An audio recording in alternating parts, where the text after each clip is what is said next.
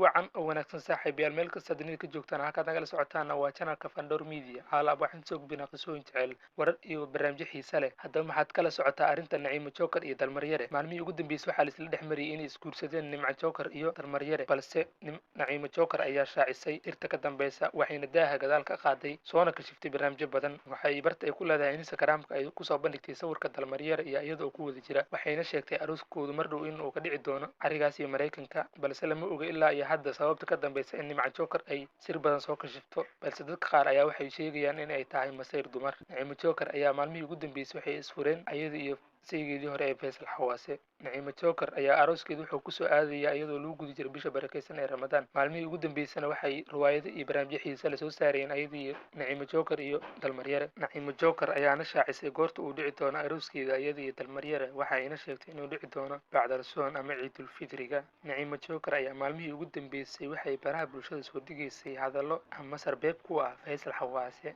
taas ay leedahay nolosha kaliya kuma ahaan dooni ee waxaan haystaa lamaane cusub